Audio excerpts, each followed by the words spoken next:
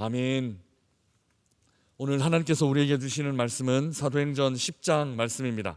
사도행전 10장 9절에서 23절까지 말씀입니다.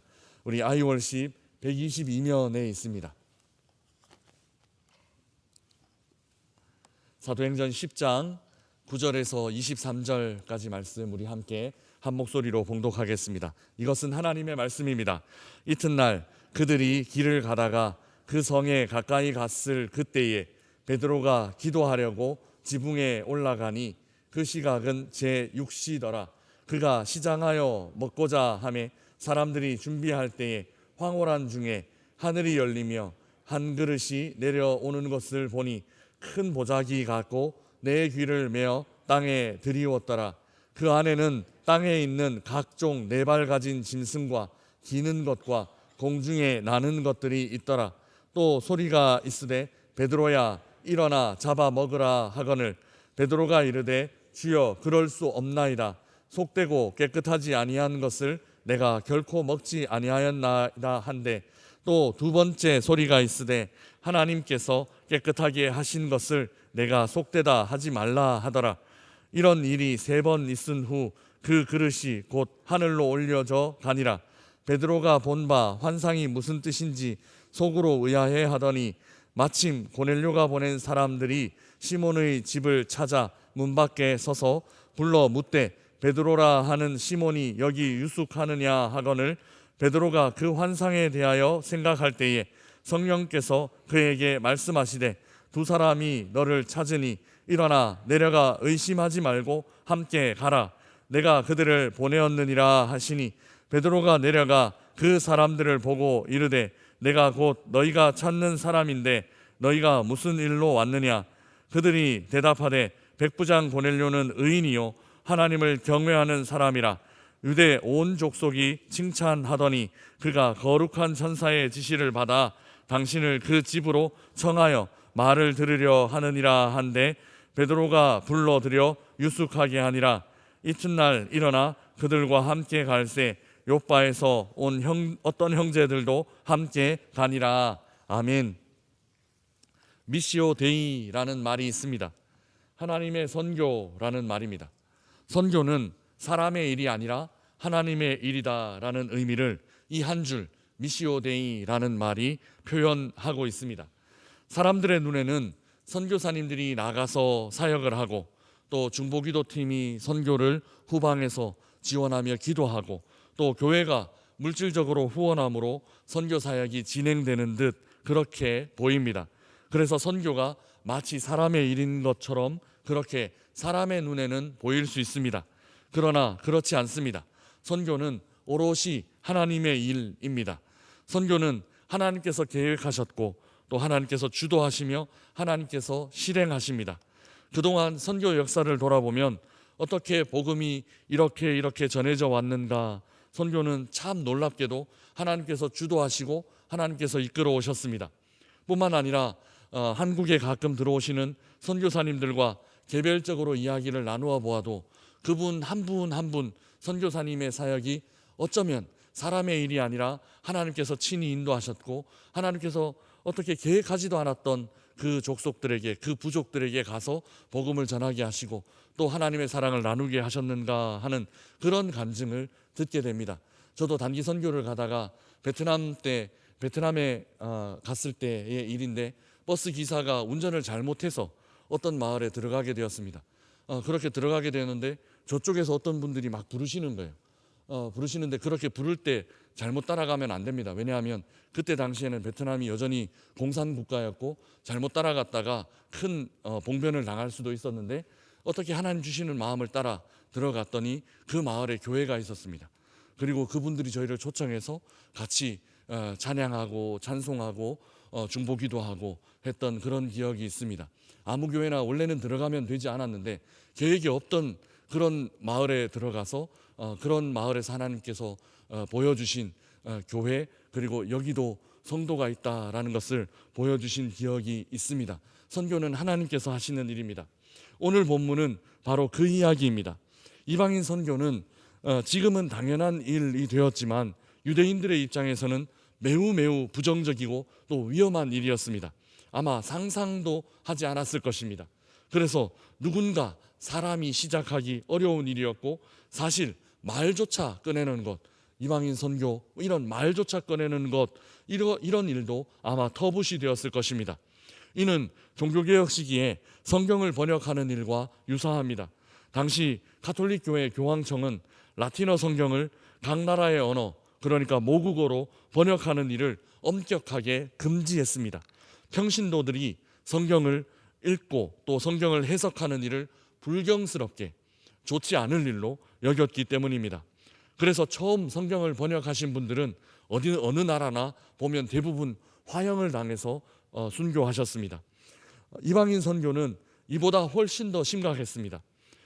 그들이 가진 문화와 전통으로는 도무지 이방인들과 한 공동체 안에서 예수님을 섬기고 예배를 드리고 한다라는 것을 상상조차 불가능했기 때문입니다. 왜냐하면 이방인과 접촉하면 부정하게 된다라고 생각했습니다. 이방인들의 부정함이 자신들의 정함을 오염시킨다라는 것이죠. 더럽힌다라고 생각했던 것입니다. 그래서 이방인 지역을 그저 여행만 하고 돌아온다 하더라도 머리를 완전히 삭발을 하고 또 의복을 다 이제 세탁을 하고 아니면은 불에 태우기도 하고 또 일정 기간 동안 성 안에 들어오지 못하고 성 밖에서 정하게 되는 기간을 보내곤 했었습니다. 사람이 이방인 선교를 시작하는 것, 아니 생각하는 것 자체가 불가능한 것이었습니다. 때문에 하나님은 이방인 선교를 어떻게 진행하시는가 하면 자신이 직접 진행하십니다. 자신이 직접 선교사들을 택하시고 또 선교지를 택하시고, 그래서 자신이 직접 선교를 진행하시는 것을 볼 수 있습니다. 베드로가 기도할 때에 하나님께서 환상과 음성으로 말씀하셨습니다. 선교사를 직접 택하신 것입니다. 어제 본문, 우리가 주일 들었던 본문은 선교지를 하나님께서 직접 택하신 것입니다. 가이사랴라는 곳에 있는 고넬료의 집, 하나님께서 선교지를 직접 택하셔서 여기 가서 복음을 전해라 라고 하셨고, 오늘 본문은 선교사를 직접 택하셔서 너가 가라 라고 하나님께서 보내신 것입니다. 하나님께서 먼저 말을 걸어주셨습니다. 이처럼 선교는 하나님에 의해 시작되었습니다. 오늘 본문 우리 11절에서 13절까지 말씀 우리 함께 읽어보겠습니다. 11절에서 13절 말씀입니다. 하늘이 열리며 한 그릇이 내려오는 것을 보니 큰 보자기 같고 내 귀를 메어 땅에 들이웠더라. 그 안에는 땅에 있는 각종 네 발 가진 짐승과 기는 것과 공중에 나는 것들이 있더라. 또 소리가 있으되 베드로야 일어나 잡아 먹으라 하거늘. 아멘. 기도하는 중에 하나님께서 베드로에게 이런 것들을 보여주셨습니다. 짐승들과 동물들입니다. 이런 것들은 유대인들이 부정하게 여기는 것들입니다. 먹지 않는 정도가 아니라 접촉조차 하지 않는, 손에 피부에 닿는 것조차 꺼리는 그런 것들이었습니다. 그런데 하나님 뭐라고 말씀하시는가 하면 베드로야 이를 잡아 먹으라 라고 말씀하셨습니다. 이 말은 무슨 의미와 같은가 하면 너는 부정하게 되어라, 그런 의미와 같습니다. 유대인들이 이 명령을 들었을 때는 너는 부정하게 되라, 이런 의미와 같다라는 것입니다. 베드로는 이 명령을 듣고 무척 고민되었을 것입니다. 이미 하나님께서 아마 하나님께서 자신을 시험하는 것 아닐까, 그렇게 생각할 정도였을 것입니다. 그래서 베드로의 대답 이렇습니다. 14절 말씀 우리 함께 읽어보겠습니다. 14절입니다. 베드로가 이르되 주여 그럴 수 없나이다. 속되고 깨끗하지 아니한 것을 내가 결코 먹지 아니하였나이다 한데. 아멘. 베드로는 자신의 신념을 고백하고 있습니다. 결코 먹지 않겠다. 지금까지도 먹지 않았고 먹지 않겠습니다 라고 고백하고 있습니다. 먹으라 하신 명령을 따르기보다는 지금까지 지켜왔던, 내가 유대인으로서 또 지켜왔던 그 전통과 신념을 따르기로 한 것입니다. 이 짐승들은 속되고 깨끗하지 않다, 그러니까 정하지 않다라고 배웠고, 지금까지 베드로는 그 전통, 정하지 않는 것을 멀리하는, 부정하게 되지 않도록 그런 것들을 잘 멀리하는, 피하는 이런 전통을 목숨처럼 지키며 살아가고 있었습니다. 베드로의 거절 후에 두 번째 소리가 들렸습니다. 우리 15절 말씀 함께 읽어보겠습니다. 15절입니다. 또 두 번째 소리가 있으되 하나님께서 깨끗하게 하시는 것을 내가 속되다 하지 말라 하더라. 아멘. 그 짐승들은 하나님께서 깨끗하게 하신 것이다. 더럽지 않고 깨끗하다라고 하나님께서 말씀하셨습니다. 그리고 하나님께서 깨끗하게 한 것을 사람들이 너희들이 판단해서 속되다 어쩌다 말하면 안 된다라는 말까지 덧붙여 주셨습니다. 그러니까 정함과 부정함의 기준이 어디에 있는가 하면 사람의 전통에 있지 않고 하나님의 말씀에 있다라고 알려주시는 것입니다. 그러니까 너희가 판단해서 정하다, 너희가 판단해서 부정하다 하지 말고 내가 이 정하고 부정한 것을 판단할 것이다 라고 알려주는 것입니다. 이방인 선교가 이런 것입니다. 하나님은 이전에 이스라엘 사람들에게 이방인들과 어울리지 말 것에 대해서 말씀하신 적이 있습니다. 그러나 그들의 죄악 가득한 그 문화와 그 우상 숭배와 같은 더러운 잘못된 전통들이 슬며시 공동체 안으로 흘러들어올 수 있기 때문에 그것을 막으신 것입니다. 사울이 신잡한 여인을 만났던 일 기억하실 것입니다. 그 이방의 추하고 더러운 문화가 들어올 수 있기 때문에, 또 아합 시대에 이세벨이 갖고 들어왔던 그 우상들 바알과 아세라를 기억하실 것입니다.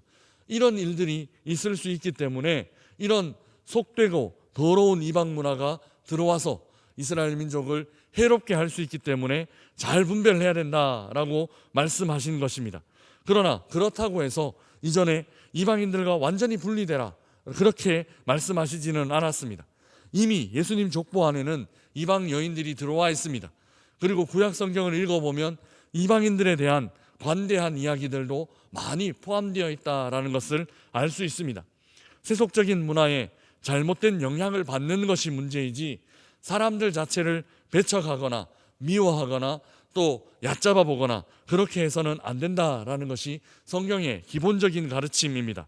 그리고 속되고 깨끗한 문제는 하나님께서 판단하시는 것입니다.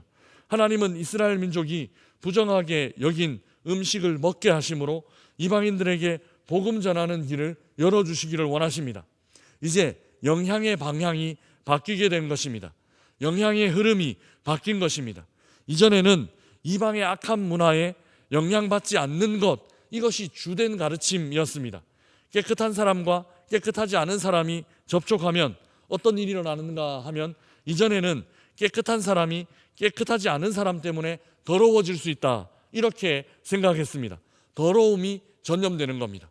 깨끗한 사람들에게 더러움이 전염되는 것이 영향력의 방향이었습니다. 그러나 이제 그 흐름이 역전되었습니다. 주의 백성들의 선한 영향력이 이방인들에게 흘러가게 되는 것, 하나님께서 새롭게 열어주신 영향력의 방향이 이 방향이다라는 것입니다. 그래서 이제 깨끗한 사람과 깨끗하지 않은 사람이 접촉하게 되면 어떤 일이 일어나는가 하면 이 깨끗한 사람 때문에 깨끗하지 않은 사람이 깨끗하게 되는 시대가 열리게 되었다라는 것입니다. 깨끗함이 전염되는 시대, 오염이 전염되는 시대가 아니라 깨끗함이 전염되는 시대가 열리게 되었다라는 것입니다. 이 시대를 바로 우리 주님 예수님께서 열어주셨습니다. 예수님의 옷자락에 손을 댄 여인이 있었습니다. 12해 동안 혈루증을 앓아온 여인이었습니다. 이 여인이 접촉하는 사람들마다 오염된다, 접촉하는 사람들마다 부정하게 된다, 당시에는 그렇게 생각했습니다. 그러나 그 여인의 더러움이 예수님을 오염시키는 것이 아닙니다. 예수님의 정함이, 예수님의 깨끗함이 그 여인을 깨끗하게 만들었습니다. 이제 예수님이 열어주신 시대는 이런 시대가 된 것입니다. 예수님을 통해 영향력의 흐름, 영향력의 방향이 역전된 것입니다. 깨끗한 사람을 통하여서 더러운 사람들이 깨끗하게 되는 시대, 정한 사람을 통하여서 부정한 사람들이 정하게 되는 시대, 바로 예수님이 열어준 시대입니다. 선교의 시대는 바로 이런 시대입니다. 사랑하는 명선의 가족 여러분, 선교는 하나님께서 주도하십니다. 사람의 구원 계획은 언제나 하나님의 주도권 아래에 있다라는 것을 기억하셔야만 합니다. 그래서 하나님께서 우리 교회를 통하여 또 우리 개인을 통하여 선교의 사역을 감당하도록 말씀하실 때 우리는 그 말씀에 오롯이 순종하고 따를 수 있어야 합니다. 또한 우리는 오늘 본문에서 두 가지 흐름을 생각하게 됩니다. 먼저 영향력의 흐름입니다. 정한 사람과 부정한 사람이 접촉했을 때 정한 사람이 부정하게 될 것인지 아니면 부정한 사람이 정하게 될 것인지, 그 영향력의 방향과 그 영향력의 흐름입니다. 우리는 이 세상을 정하게 만드는 사명을 갖고 있습니다. 주님께서 우리에게 주신 정함의 능력으로 이 죄악된, 이 오염된 세상을 정하게 만드는 삶을 사시기를 주님의 이름으로 축복합니다. 오늘 하루 우리가 만나는 사람들에게 예수 그리스도의 정함, 하나님의 정함이 세속을 깨끗하게 만드는, 사람들을 정하게 만드는 그런 삶을 살게 되시기를 주님의 이름으로 축복합니다. 두 번째 흐름은 이것입니다. 전통을 고집하는 흐름과 하나님의 말씀에 순종하는 흐름입니다. 처음 전통은 좋은 의미로 시작되기는 하지만 그 전통은 자주 경직되고 또 고착화되고 변질되곤 합니다. 할례는 좋은 전통이지만 할례를 사람들은 차별의 수단으로 바꾸어 버렸습니다. 율법은 좋은 것이지만 사람들은 율법으로 우월의식을 갖게 되었고 교만에 빠지게 되었습니다. 그리고 율법만 붙잡고 하나님과 멀어졌습니다. 이런 전통보다 더 중요한 것은 하나님의 말씀입니다. 하나님의 말씀에 즉각적으로 반응할 수 있는 순종하는 마음이 우리 모든 성도님들에게 가득하길 원합니다. 지금까지 지켜온 우리의 어떤 전통을 택할 것인지 아니면 그 전통을 주신 하나님의 명령을 따를 것인지 쉬운 문제 같지만 쉽지 않습니다. 오늘 하루 하나님의 말씀에 민감하게 반응하는 삶을 사십시다. 그리하여 하나님께서 주도하시는 생명을 살리는 일, 하나님의 선교에 동참하는 우리 모든 성도님들 되시기를 주님의 이름으로 축복합니다. 내가 받은 구원이 전통이라는 이름 안에 나에게서 끊어지지 않도록 다른 사람을 향한 하나님의 마음, 다른 사람들을 향하신 아버지의 마음 헤아리며 또 전하며 사는 우리 모든 명선의 가족들 되시기를 주님의 이름으로 축복합니다.